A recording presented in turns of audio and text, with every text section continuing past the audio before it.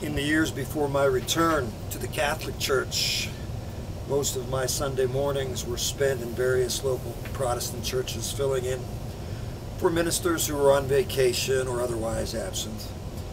I had lots of sermons in my repertoire, but one of my favorite ones required a visual aid, and I called that visual aid Rusty, the Untrained Dog. He was a stuffed dog with the big button eyes, cloth tongue, lots of personality. I introduced Rusty to the congregation, and I said I had spent long hours in training Rusty not to do things. I put Rusty on the pulpit, and I sternly commanded, "Rusty, don't sit." Every eye was trained on Rusty as he stood there motionless.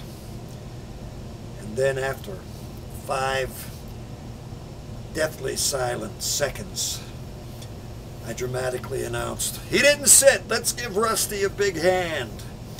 And the congregation gave Rusty a big hand, and they gradually caught on.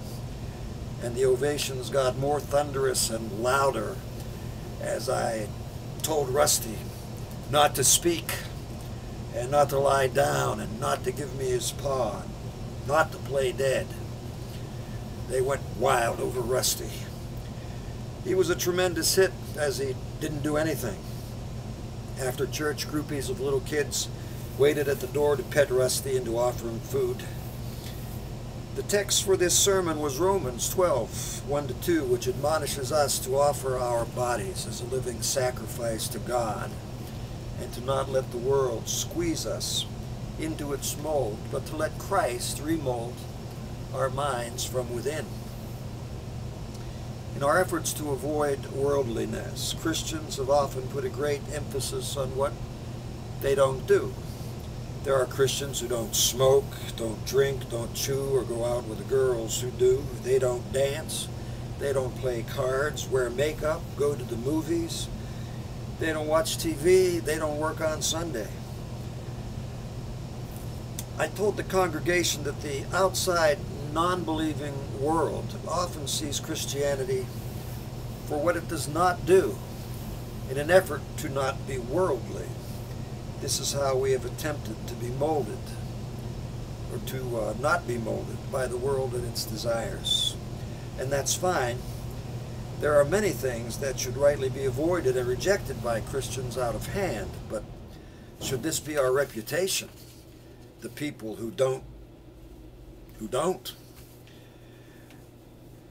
The Apostle Paul, the writer of the epistle to the Romans, follows up his admonition against worldliness, not with what we should not do, but with 27 explicit commands about what we should do. They are found in verses 9-21 of chapter 12.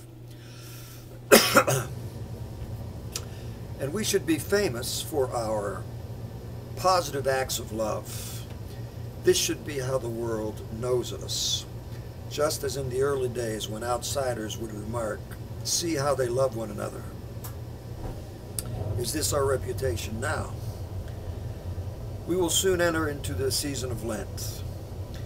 We often emphasize in this season what we won't do or what we will give up.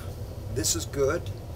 We should do our best to enter into the season of self-mortification and to share as fully as we can in the sufferings of Christ.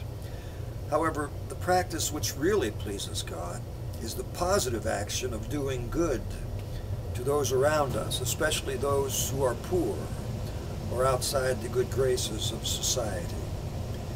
When we give up something, let's turn it to good by giving the time or the talent or the money saved for the good of others. Let us fast because fasting gives power to prayer. Let us pray because prayer unleashes the power of God. And let us give alms as the ministry of Jesus, who is found in the poor. Let's positively show our love by doing actively good. Thank you.